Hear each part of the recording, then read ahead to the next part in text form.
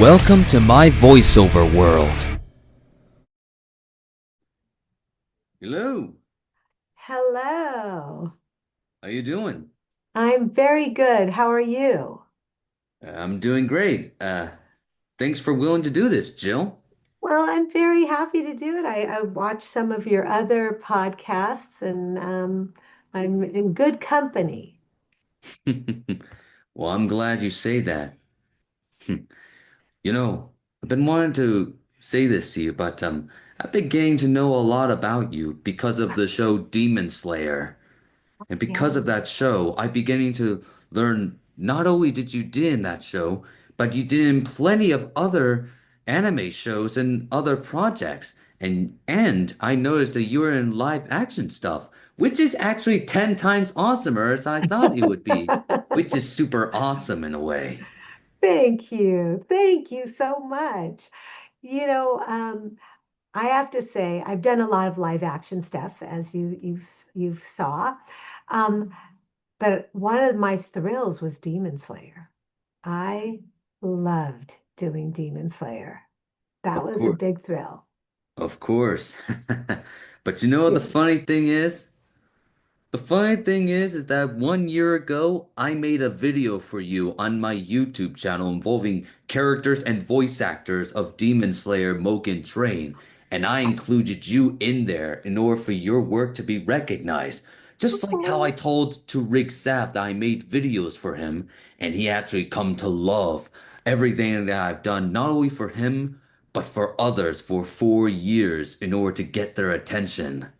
I'll look for it. That sounds really fun.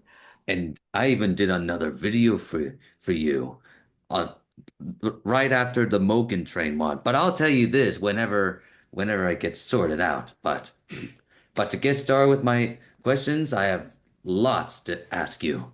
Well, here I am. You've been part of so many incredible projects that you've been part of, but how is it like being in so many different projects and bringing all these characters to life? Wow, that's a really good question. Some projects are easier than others. I think when you get to do several days of a project and you have more time to really explore who this character is, it's it it's it's it's more fulfilling because you can really dive into the character and understand who she is and what's going on with her. Sometimes when I do a lot of the live action stuff, it's one day and it's a little harder. And sometimes with the anime, it's one day as well and it's a little harder. So I like it when I get to do a character that has more of an arc, more episodes. I always like that. I feel like I have more opportunity to really make the character a full character. Interesting. That's what you like about that, which just leads me to one most important question, but Yes. what really inspired you to pursue voice acting, and what was the best decision that you have made so far that has excelled into your career? For what purpose? Wow. Okay. So the first question is, why did I choose voice acting? Yes. And that, okay. Why VO? Well, I've always been an actor. I've always loved being an actor. Even from the time I was a little kid, it's all I ever wanted to do. When I was a little girl, it's all I ever wanted to do. And I even did the first play I ever did was The Sound of Music, and I was one of the little kids. And so it's always been something I wanted to do. And being an actor, I like all aspects of it. Voiceover and on camera and theater, all of those things thrill me as an actor. So I started in theater and then went to film and TV. And then I thought, well, the next horizon would be voiceover. That's the next thing I want to do. And so I started pursuing that and got my agents and started taking classes. I think the key to everything you do as an artist is keep learning, keep learning. So I took voiceover classes and worked with people and pursued it as an extension of what I love anyway. And then it became something, uh, it was a wonderful gift that I didn't know I would get to do, and I was really happy that I did. And then the other question was there a decision I made to that? I'm going to tell you what it was. I have an answer for that. I thought when you first asked, I thought, oh my God, do I have a decision? But I do. So, where I've been lucky enough to do my voiceover is at a company called Bang Zoom. They do a lot of the dubbing here in Los Angeles. So, I took a class with the person who does most of the casting at Bang Zoom. And that was the best thing I ever did because then she started calling me in for different jobs in anime. If you're talking about this person, are you talking about Mimi Okuda, the casting director who does literally a lot of casting in Bang Zoom for over a few years since the 2000s? Yes, that is who I am talking about. Ah, Yes. yes. That She's really great, super smart, wonderful woman. She's awesome. indeed she is. That's what I'm liking about that. Now, for every actor who ever faces rejection, do you ever face those rejections? And how do you handle those setbacks and overcome every obstacle that would define of who you are on the inside? That is, again, a really good question. Sebastian, you've got a good set of questions there, I'll tell you. Uh, Rejection is part of being an actor. It just is every time. What I always say is when you choose to be an actor, you choose to be on this path, and the path includes rejection. It's just what we do. So I think it's really important to know this is what you're signing up for. It's going to happen. You will be rejected, and you have to figure out how you're going to deal with it. It is really hard. Sometimes it feels personal. It's never personal. Um, I always give myself a rule that I get to be sad for 24 hours and then I have to stop being sad and move on because it would be silly not to be sad. If it's disappointing when you don't get a job you really wanted. So it'd be silly to deny that, but it also would be silly to spend too much time worrying about it. And one of the things I like to think about with all auditions is that let's say there's 100 people auditioning. Everybody is good. It's not a pool of bad when one person rises. Everybody's really good. But here's the deal. They're only casting one person. So 99 people are going to be disappointed that day. And usually you're in really good company with those 99. They're really good, talented, wonderful performers, and they were rejected along with you. So if you realize that they might have liked 10 people, but they could only give the job to one. So the others are disappointed, and it's okay. So if you can kind of think of the perspective that they're not really rejecting you, they're just choosing somebody else because that's the way that it worked out that time, that helps me a little bit too. So 24 hours, that's all I get. And no, and I know that I'm in good company with everybody gets rejected in this business. It's part of what we do. But if you if you're unwilling to be rejected, you would never put it out there. And if you don't put it out there, you never have a chance. So I say take the chance and know that that's going to be a possibility. You could be rejected, but it's no fun. It's definitely no fun. I see. So so that's something that you went through. Oh yes. No, Every I think the percentage of wins when you audition is so low. So you really have to audition quite a bit. Like it almost has to be about the numbers. Make sure you're trying to get as many auditions as possible so you increase your odds. that's the most interesting to hear from you.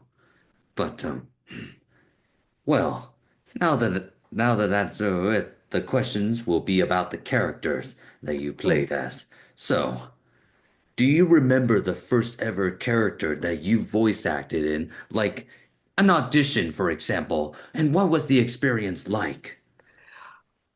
Well, I could tell you the first time I did an anime, it was Gundam Bill Divers. And I was so excited to do it. And I played an old lady. I don't know why, but I often play old ladies. In fact, I exclusively play old ladies in anime, which I think is kind of funny. Um, but it was an older lady, and she was sort of like a fox or something. She was sort of part animal. And what I did, because I wanted to do a good job so badly. It was my first anime job, Gundam Bill Divers.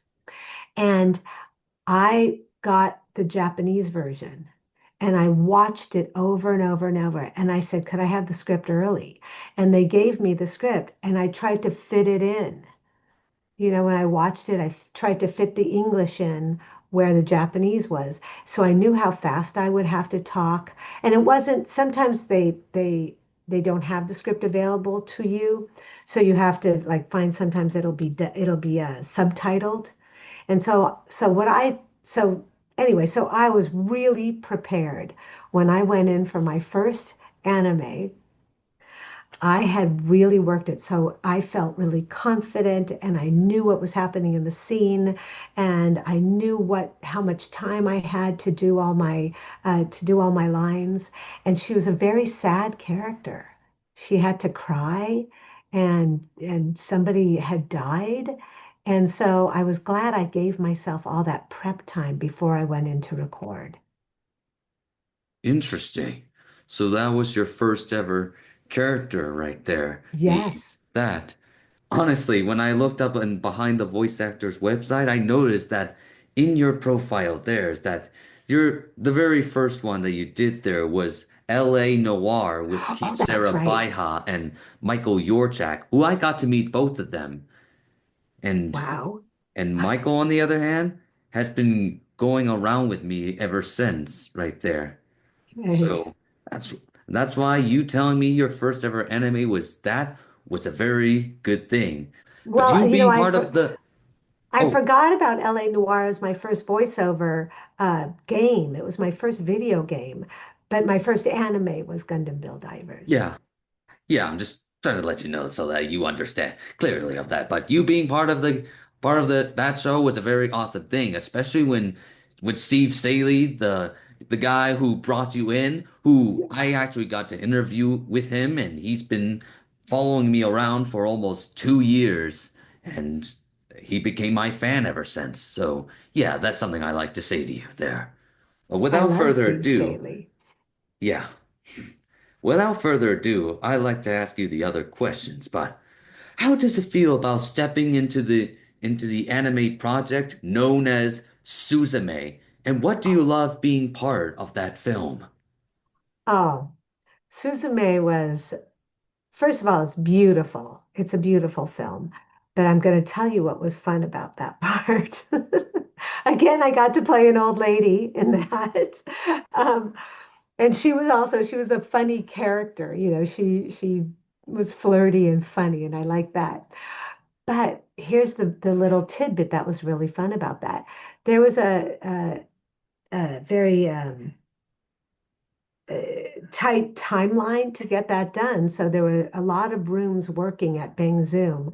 And that was directed by Mami Okada, the casting director, directed all the stuff I did for Suzume.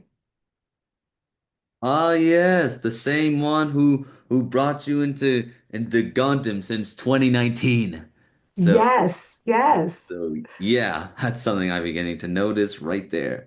But you being part of Suzume was the very unique choice to being part of it. Plus, I got to meet some of the people of the entire project, including the voice director himself, Bill Millsap, who I Oh, got I to love meet Bill him Millsap. 1 year ago, and he'd been following me around ever since.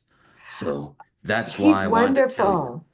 Bill Millsap is great. I worked with him in uh, Oh. uh, Psalm 100. Oh, speaking of that, I'd like to ask you this. What, as a Kiko Tendo in Zom 100, what was your most favorite aspect about bringing that character into the project? I loved that character. I loved getting to play that. I loved when she gets a little crazy towards the end when her husband is not taking care of himself. But for all of anime, and especially this, I have a son who loves anime. He loves it. And he loves Demon Slayer. And he said, "Oh, there's this anime. I love it. It's so good. It's new. It's called Zom 100."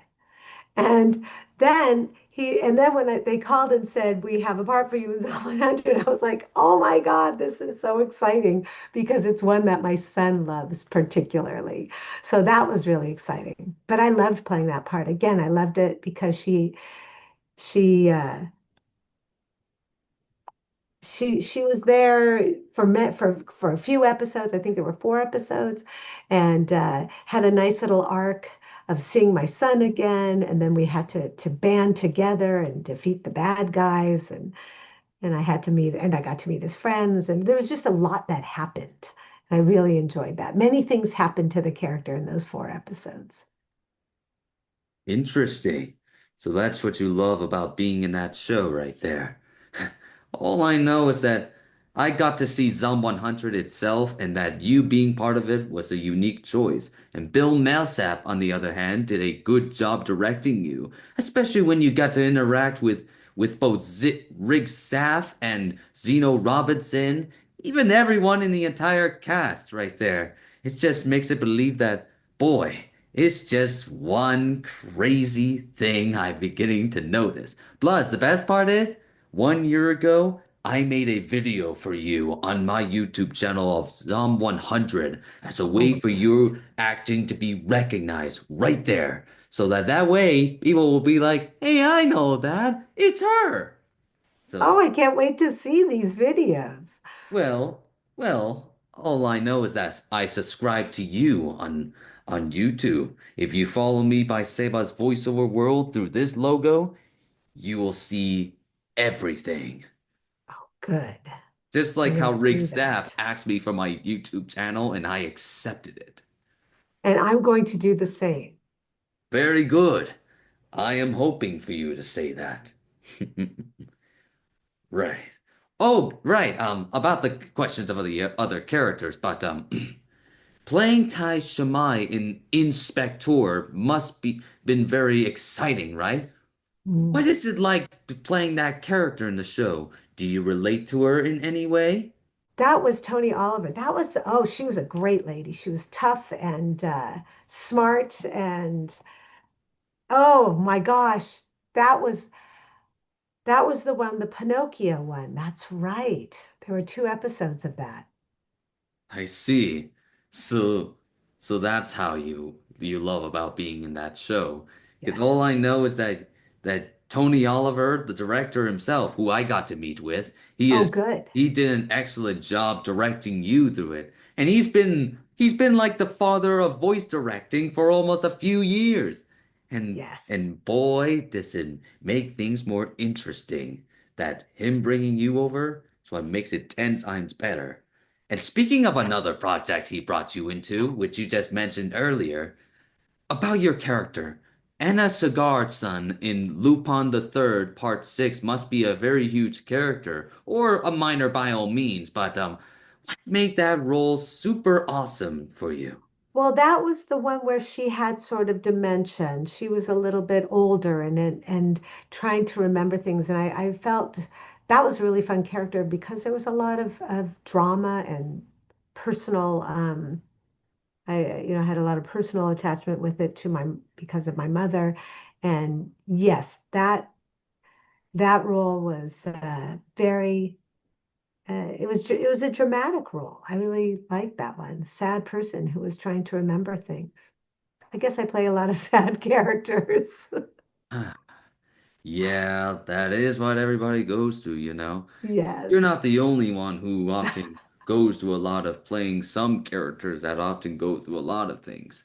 But It's yeah. funny, when I'm on camera, when I do on camera work, maybe the last 4 or 5 parts I've had, I was a judge or a lawyer. So it's very different from what I play on anime. Yeah, that is what everybody goes through these days. But yeah. Yeah, you being part of the Lupin show was a very awesome thing right there. Especially when you got to interact with like the Richard, the Michelle, Lex, and everybody in there. And Tony Oliver again did a good job directing you through the entire project. The project that literally just came out since the 1980s. Yes, yes, So that one's been around a very long time. indeed. And that's why I did know that Lupin was first English dubbed through Tony Oliver like since 2003. So yeah, that's a fun fact to tell you. I didn't know that. Well, that's why I'm telling you, because YouTube just often gets me the knowledge to just tell it to everybody there so that they know. Makes But sense. but anyway, about your other characters that you get to play as, but the inner keeper, the innkeeper in that show called Blue Exorcist Beyond the Snow Saga must have been a very cool thing you got to be in, right? So what was Oh, it like being that character in that show? oh, I really like that character. Again, a very old lady. All I do is play old ladies, and they don't sound like me. They sound a little different. They sound more like this.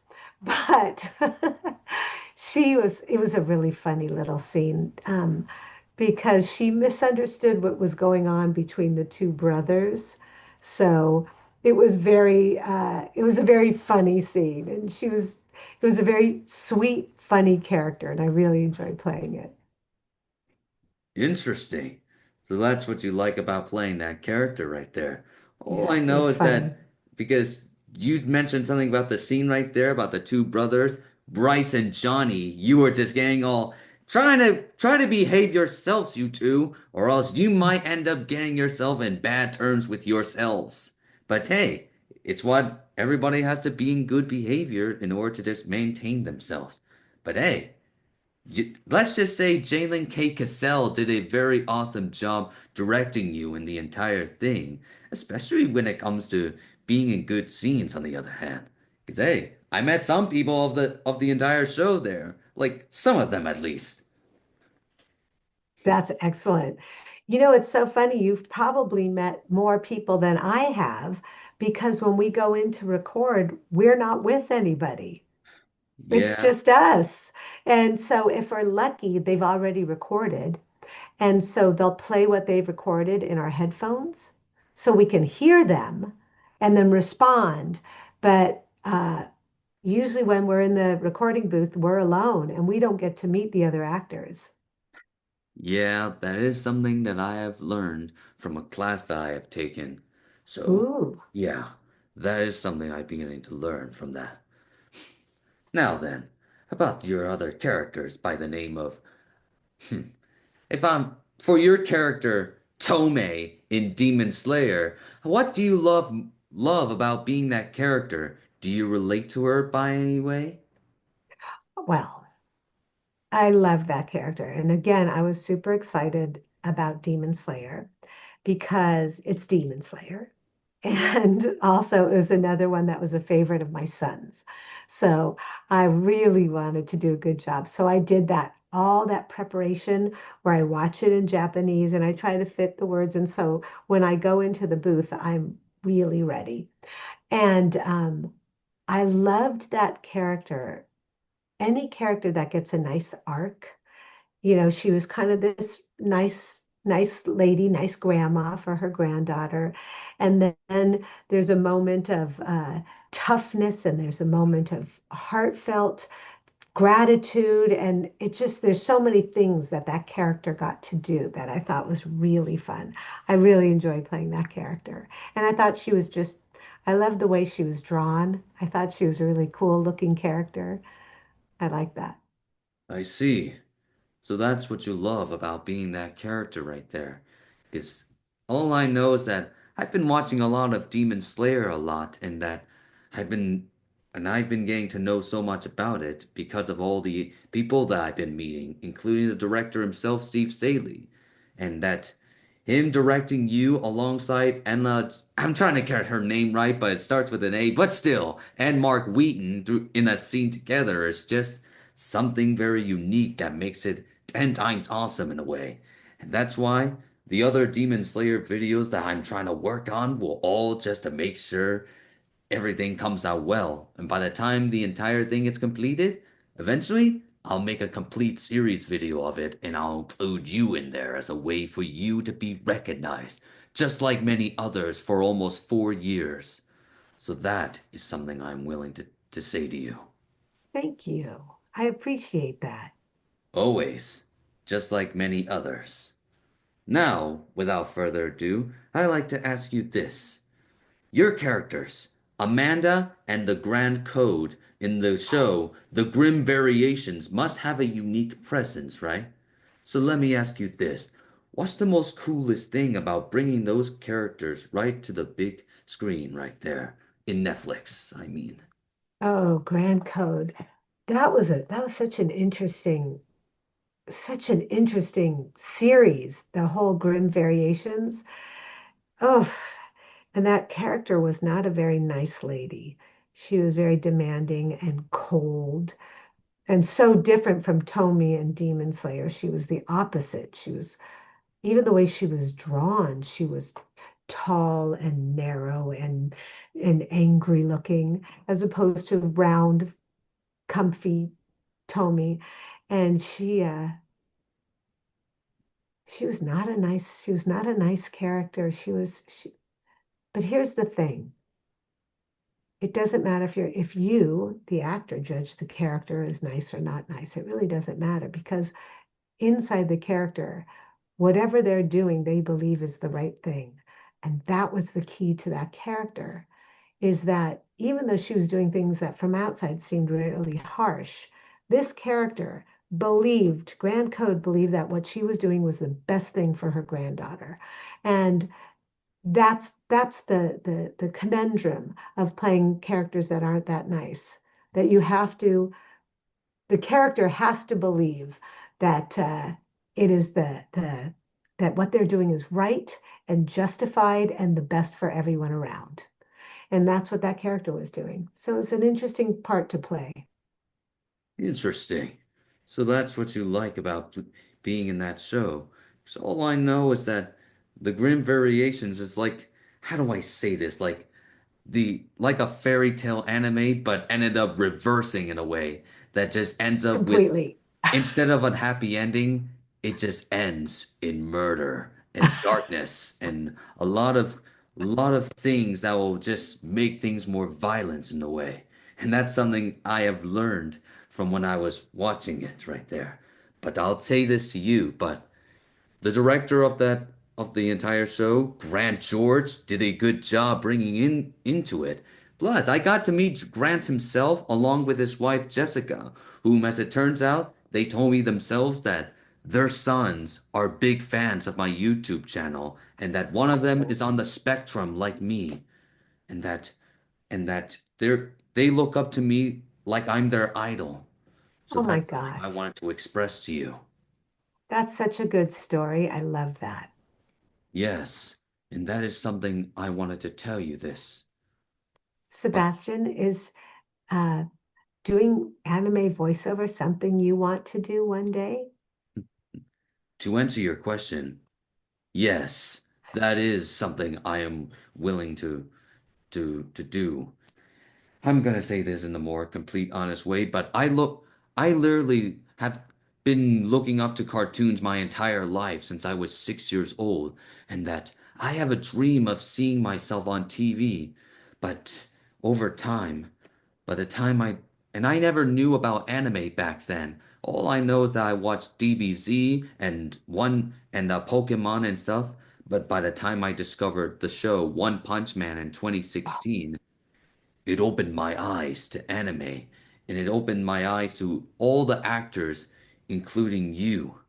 And it helped me realize that the only way to become a character is to is to be is to become one, and by doing so, being the voice actor is what I am trying to do, which is why through all my years I have been doing the classes and doing a lot of interviews and everything to get everybody's attention and just putting my voice out there throughout my social media and stuff. And recently, as I told Rick Saff, that I have been using casting call clubs so that I can just get myself into a real project. Or even, of course, finding a lot of casting calls on Twitter so that I can be able to get myself into a project that is yet to come. So Oh, that that's great. is my desire to do. And working with you is one of my big desires in order to help you and everybody else to have the recognition you deserve. Oh, I really appreciate that. Thank you. That's something I'm willing to do. For my own sake, of course, and for the sake of my goals that is yet to come. Now, without further ado, I have one last question I like to ask before we Sure. go. This in your website, there was a render of your character that is next to your other anime characters. Was it from a video game or something? I think it might be Battlestar Galactica. Battlestar Galactica. I I see. think that's what it is. Oh, I forget the character's name. I see. Mm. So that was that you was the game Battlestar. What was it like being in the game? Oh gosh, it was great. I loved it. Again, I did my research before, when I got the job, I went and looked up this character in the TV show. And I watched who she was and how she spoke. She had an accent and she had a very deep voice. And I just wanted to make sure that anybody who tuned into the game who was a fan of the TV show went, oh, yes, I know exactly who she is. She's the character from the TV show. So I did my research. I think my theme for today is when I get those jobs, I work really hard and make sure that when I show up to the booth, I know what I'm doing and I'm I've prepared. I really like to prepare. And what's not on my website is I'm also the voice of a video. I guess you would call it a video game. It's called Nuclear War Simulator. Nuclear And War I'm Simulator. yes, and See, I'm the voice of that. so that's who you were. Never even noticed this until you told me right now. But to be clear with you, it was not even credited on IMDb. But I thanks to know. you telling me this, I now have the knowledge to help you get that, have everything added for the sake of Thank your you. recognition along with everybody else. But thank Thank you you. for that knowledge you've given to me. Well, Jill, it's such an honor to finally meeting you, and I'm glad I was able to spill out everything I wanted to say to you. Oh, it was a pleasure. It was a pleasure. You had some great questions, and really, I had to to think hard about those, and I like that. So thank you for your wonderful questions. Of course. There's one more thing before you go. Yes. When people look back on your work, how do you want to be remembered as a voice actor? Oh, again, a really good question. How do I want to be remembered as a voiceover actor? Honest and truthful to the character. That's how I want to be remembered. I see. So that's the honest response there. But no matter what happens, you, my friend, I promise you this. You will get into more projects that is yet to come. I hope Trust in so. me. As long as my as long as I am here, you will eventually get yourself out there. Thank Just like you. how I did for Chandra Honey and everybody else, I'm the reason why he got himself into more projects. That's And great. and and unless you, my friend, must do the same, once that happens, you will eventually be part of more projects yet to come. That's a promise I'm willing to make. Even when I do become a voice actor, I will still do the same thing just by knowing, to opening my heart to who I am. Oh, I hope you're right. I believe you. I really believe in you, Sebastian. I really, really do. Do you like to go by Sebas or Sebastian? Everybody call me by Sebs or Sebas, or by all means, but of course, Sebas will do. Sebas. Okay, so now I know. Sebas. And I just go by Jill. Of course, Jill. Well, Jill, it's such an honor to meet you, and I just hope you have a wonderful day. And we hope to see each other in the near future. Well, I'll be following you, so I'll be seeing you. Of course you will. Thank you, Sebas. Thank you, Jill. I'm going to head out. Thank you Of so course. much. It was lovely to meet you. Lovely to meet you too. Bye bye. Bye. Want to keep up with my journey? Follow me on social media for more updates, behind the scenes moments, and all the fun along the way.